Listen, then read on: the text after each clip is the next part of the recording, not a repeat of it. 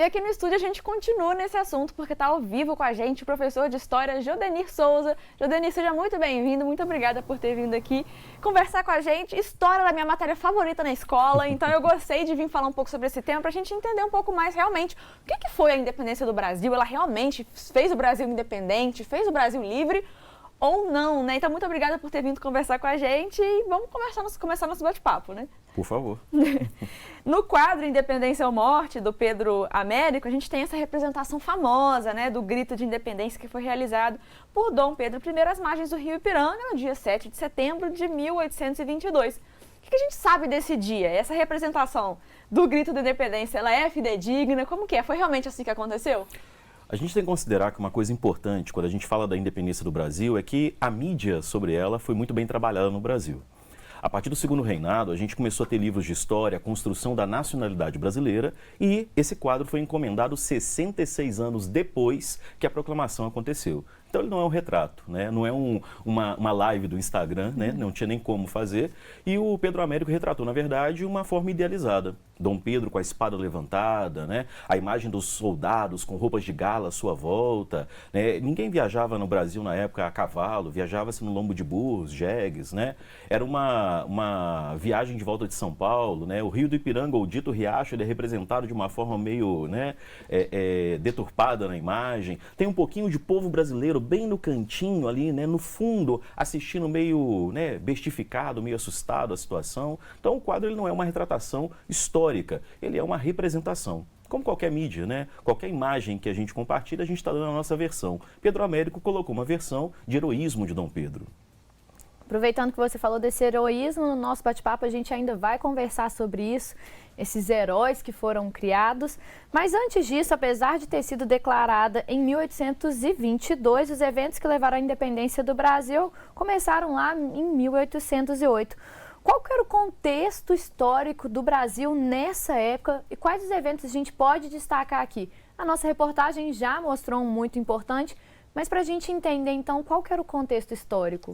A gente está num período de muita mudança. A Europa estava mudando demais, a gente teve revoluções, transformações. O país Estados Unidos tinha acabado de nascer, a América estava vivendo revoluções, era um momento de muita polvorosa, muita mudança, muita transformação. A gente imaginar que o Dom João, o pai de Dom Pedro, tinha se mudado com 15 mil pessoas para o Brasil em 1808. E ao chegarem ali em Salvador, primeiro onde ele ficou um mês e depois no Rio de Janeiro, o Dom João promoveu mudanças porque ele trouxe a capital do Império Português para o Brasil. Gente, o Rio de Janeiro era uma vila pequena, mal desenvolvida. O Dom João promoveu reformas, construiu jardim botânico, teatro, bibliotecas, trouxe uma vida cultural e trouxe uma burocracia para o Rio de Janeiro. Por que a gente fala que 1808 é o momento real da independência do Brasil? Em 1808 a gente teve a chamada abertura dos portos.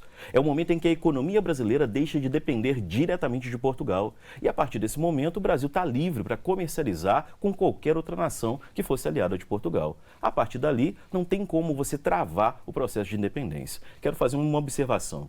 O Brasil é um caso único, gente. Nunca nenhum rei tinha visitado a América. O Dom João se mudou para a América e o Brasil é o filho do rei de Portugal que declarou a separação em relação a Portugal. Isso é fantástico, isso é Brasil. Com certeza. E tudo isso que você falou aí culminou no famoso Dia do Fico, né? No dia 9 de janeiro de 1822, quando Dom Pedro disse a célebre frase, né? Se é para o bem de todos e felicidade geral da nação, estou pronto, digam ao povo que fico. Então, o que foi o Dia do Fico? O que aconteceu aí entre esse dia 9 de janeiro de 1822 até o dia 7 de setembro, onde houve a declaração de independência? O Dia do Fico ele é marcante, principalmente pelo fato de que foi a primeira desobediência de Dom Pedro. Na verdade, o governo de Portugal tinha mudado, Dom João tinha voltado para a Europa e com a saída de Dom João daqui havia todo um desejo em Portugal que o Brasil perdesse, digamos assim, a autonomia, a liberdade que ele tinha adquirido. A partir desse momento, quando o Dia do Fico acontece, é a primeira desobediência. E dali em diante a gente vai ver que Dom Pedro vai gradativamente se afastar cada vez mais em relação a Portugal. E a gente sabe que esses marcos históricos, eles não mudam o que a gente conhece da sociedade, enfim, da noite para o dia. É um processo, né? E o 7 de setembro, então, ele não encerrou esse processo de independência do Brasil. Esse processo, então, ele seguiu-se com várias guerras de independência e vários acontecimentos importantes que vieram depois do 7 de setembro. como que foi, então, esse pós-anunciada independência? Era muito trabalho, né, se a gente pensar. A gente teve resistência no Nordeste brasileiro, resistência no Norte do Brasil. A gente teve portugueses e brasileiros se posicionando de um lado ou do outro. E tivemos guerras. Guerras com brasileiros que foram voluntários para lutar, guerras que houve convocação e até contratação de mercenários para lutarem. A gente imaginar que, além de guerra, Dom Pedro ainda teve a preocupação de começar a montar o Estado brasileiro. A convocação de uma Assembleia Constituinte, o conflito que foi isso, a montagem da primeira Constituição. O Brasil começou a se montar após a independência e a gente viveu um período longo, quase 18 anos praticamente ali, de instabilidade, até finalmente o Estado brasileiro estar organizado. E hoje a gente entende os reflexos disso que tem na sociedade brasileira e é justamente sobre isso que a gente vai conversar na volta do nosso intervalo. Então você de casa, a gente vai para um rápido intervalo, mas é claro que a gente quer a sua participação. Envie sua pergunta ou comentário para o nosso WhatsApp. O DDD é 32, o número é 999397416. A gente volta em instantes.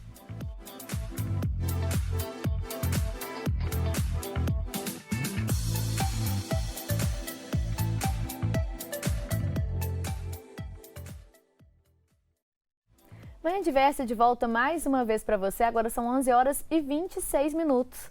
Vamos fazer contato com a nossa redação para saber qual é a notícia de maior impacto dessa quarta-feira. Quem está lá hoje é o Gabriel Luterbach. Bom dia, Gabriel. Seguimos firmes e fortes nesse feriado, trabalhando. Gostei de ver. E aí, qual notícia você traz para a gente hoje? Bom dia, Roberta, bom dia, Mariana, bom dia também ao Jodenir. Pois é, estamos firmes e fortes aqui trabalhando no dia 7 de setembro e, claro, esse é o assunto de destaque do dia. A gente vai fazer um giro aqui sobre o que cada candidato à presidência do Brasil falou sobre o dia da independência. Começando pelo Jair Bolsonaro, que postou um vídeo nas redes sociais com um show de fogos na torre da TV Brasil, em Brasília. Ele escreveu: "Já raiou a liberdade no horizonte do Brasil". Ciro Gomes fez um post nas redes sociais com um vídeo.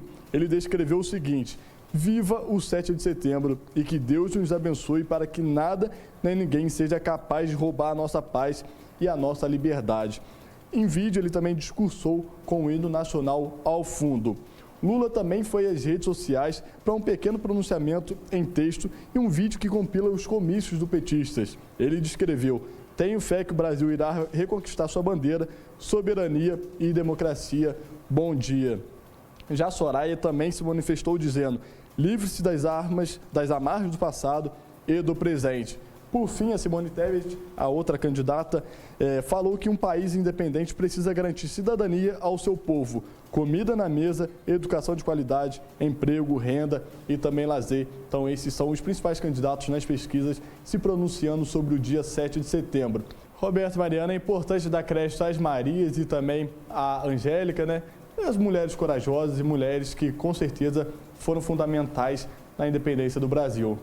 Adorei, Gabriel. Achei assim super interessante. Depois vou até puxar essa pergunta com o nosso professor de história aqui. Muito obrigada pelos destaques e também por mostrar que a independência é uma celebração durante todo o dia. A gente está vendo aí movimentações ao longo do nosso país e que não é partidário. A gente está falando aqui sobre uma data comemorativa do nosso país e que partido nenhum possa se apropriar disso. Então, muito obrigada pela sua participação aqui hoje. E aqui no estúdio a gente continua nosso verdadeiro aulão de história do Brasil com a presença do professor Jodenir Souza. E hoje, dia 7 de setembro, nós comemoramos aí o bicentenário da independência do nosso país. Então, Jodenir, mais uma vez, muito obrigada por ter vindo conversar com a gente. Eu estou adorando aprender mais sobre o que desencadeou aí na nossa independência. A gente já viu no bloco anterior um pouco do que estava acontecendo antes, um pouco do que aconteceu depois dessa independência. E nos livros de história, a gente se depara muito com o protagonismo do Dom Pedro I para a independência e muito tratam eles como um herói mesmo. A gente viu aí agora os exemplos de algumas heroínas, mas não tem como negar que Dom Pedro I realmente é a figura, o rosto da independência do Brasil, né? Como que você analisa aí essa figura de heroísmo do Dom Pedro I? A população realmente precisava dessa figura do herói? Como que você analisa isso? Primeira coisa que a gente vai lembrar é que os livros de história, até a década de 80, mais ou menos, realmente retratavam um protagonismo de grandes heróis. Nos últimos 40 anos, a gente teve bastante pesquisa falando de mulheres, falando da presença de ex-escravos, de escravizados, de pessoas pobres. Isso permitiu a gente enxergar outra questão da independência, outros pontos de vista. Dentro disso, o protagonismo de Dom Pedro tem um papel importante para a gente em que sentido? Basicamente, muitos historiadores defendem que a presença de um descendente da família real teve um papel importante para manter a chamada unidade do Brasil. Olha a América Latina, né, como um todo, à medida que as independências aconteciam, os países ou os territórios se dividiam. O Brasil manteve a sua unidade. E muitos associam que a liderança de Dom Pedro ou o governo de Dom Pedro tem um papel importante para isso acontecer. E além de tudo, tem o fato, então, que você falou que o Dom Pedro se tornou, então, o primeiro rei do Brasil após a independência. E ele era português e membro da mesma família real que governava, então, antes da independência. Com isso, é possível dizer que essa independência foi realmente efetiva? Em história, a gente costuma trabalhar com dois conceitos importantes, rupturas e continuidade. A gente tem uma continuidade de uma monarquia, a gente tem uma continuidade da escravização de africanos e descendentes, a gente tem uma continuidade do papel da mulher submisso ao do homem, a gente tem uma sociedade, uma economia que permanecem. A gente tem uma mudança política, passamos a ter as decisões agora vindas do Brasil. E após a abdicação de Dom Pedro, já que 9 anos após a independência ele deixa o trono, a gente vai ter pela primeira vez brasileiros governando o Brasil nessa fase conhecida como Império. Então, houve mudanças, mas em grande fator ou em fatores principais, houve uma grande continuidade. E a independência ela não veio sem custos, né? Quais que foram aí os preços para o país e para o povo brasileiro de se tornar independente? Grandes custos. O primeiro deles é que o Dom João ele foi embora pouco, né, um ano e meio antes mais ou menos, ele foi embora e levou todo o dinheiro do Banco do Brasil. Né? Então ele dilapida, digamos assim, o Tesouro Nacional. E o Dom Pedro, ele para que a independência fosse aceita por outras nações, em especial Portugal, teve que negociar e teve que pagar uma vultosa indenização. A gente pagou em torno ali de 2 milhões de libras esterlinas, a moeda inglesa, e tivemos que angariar um empréstimo externo, já causando aí um processo, uma crise interna nas finanças nacionais. E a data de hoje, especialmente a partir dos tempos da ditadura civil-militar aqui no Brasil, passou a ser um evento militarizado. Como a gente viu, a Sulamita França, nossa repórter, mostrou os desfiles que aconteceram aqui em Juiz de Fora. E também é espaço de discursos ufanistas, demonstração de poder bélico. Por que isso acontece? Por que a gente faz essa ligação? Porque o Brasil, durante a República, ele vai precisar construir símbolos que consigam unir a população em volta dessa manifestação nacional. O Brasil é muito grande, a gente tem uma diversidade cultural interna muito grande, a gente tem muitas identidades. Depois do segundo reinado e durante o período da ditadura civil-militar, são os dois momentos em que há uma preocupação de construir um ideal de nação. E nessa construção, criar símbolos, criar manifestações públicas. A própria parada militar como um todo, ela tem um fator de agregar as pessoas. Ela tem um fator de criar uma simbologia que mexe com o coração. Todo ser humano tem uma sensação, um desejo de pertencimento. Pertencer a essa nação, a esse ideal de Brasil que é propagado no segundo reinado, que é propagado na ditadura civil-militar, é um desejo do brasileiro, no sentido de que se prega a ideia de um Brasil grande, um Brasil poderoso, um Brasil maior. Então isso tem um fator de... o ser humano é simbólico, a gente gosta de símbolos, a gente se atrai por símbolos, então isso vai mexer com a população. E a comemoração da independência é algo incomum entre países que já foram colônias. A gente tem um exemplo, por exemplo, dos Estados Unidos, né, com o dia 4 de julho, que é o dia da comemoração da independência, que é um grande feriado, uma grande comemoração. Aqui no Brasil a gente tem um feriado também com as suas comemorações e costuma, em todos esses países, esse feriado da independência costuma estar muito relacionado com patriotismo, né? Então, qual que é a importância dessa data atualmente, talvez para a manutenção de uma identidade nacional? Qual que é a importância aí dessa comemoração? A ideia de patriotismo está associada a gente amar a nossa nação, a gente amar o povo, né, que compartilha com a gente esse território e a gente amar os símbolos, né, que representam essa nação. Isso tem um fator importante, mas a gente tem que tomar cuidado, porque no Brasil, o nosso patriotismo, ou talvez o nosso nacionalismo, ele surgiu lá na época do Império Brasileiro, na época de Dom Pedro II, ele surgiu numa perspectiva muito positiva. Era uma tentativa de tentar unir, digamos assim, as diferentes regiões do Brasil em uma única identidade. É diferente do que aconteceu em outras nações, em que essa ideia nacional ela surgiu num sentido muito bélico, num sentido muito de agressão, de combate ao outro, de competição. Então, há um fator importante que é o quê? Talvez se a gente lembrar que somos todos brasileiros, a gente possa trabalhar por um ideal de paz, por um ideal de uma nação melhor para todos nós. Eu acho que o ponto primordial nesse momento eleitoral é a gente lembrar que todos nós queremos o melhor para o Brasil e que a gente tem que lutar para que isso aconteça. Que o patriotismo ele consiga unir, né, e não causar mais violência e mais intolerância. E, professor, você estava falando da importância desses símbolos e em 2022 o ponto culminante das comemorações do bicentenário é a chegada a passeio do Coração de Dom Pedro aqui no Brasil. Parte da população problematizou essa ação, outra parte ficou admirada. Como que você analisa esse símbolo? A chegada do Coração de Dom Pedro tem muito a ver com uma simbologia que vem da época do Império. Imagens que retratassem o imperador ou o próprio corpo do imperador representa a sua autoridade. O Coração de Dom Pedro foi tratado como um chefe de Estado, recebeu uma escolta de caças brasileiros, foi recebido pelo presidente, pelas lideranças dos nossos embaixadores, como se fosse um líder de Estado. Isso é uma simbologia que remonta ao Império, de tentar associar o atual governo de alguma forma ou outra com esse governo, com esse momento do Império e da independência do Brasil. O primordial que eu acho que da gente pensar olha, é uma simbologia. A gente tem que analisar, pensar e criticar. A gente lembrar, por exemplo, que participou, como a gente viu na matéria, pessoas anônimas que muitos de nós não conhecemos, mas que participaram dessa luta para que o Brasil que nós temos hoje pudesse ser construído. Não foi só Dom Pedro, mas teve um Brasil ali junto para construir essa nação que a gente vive hoje.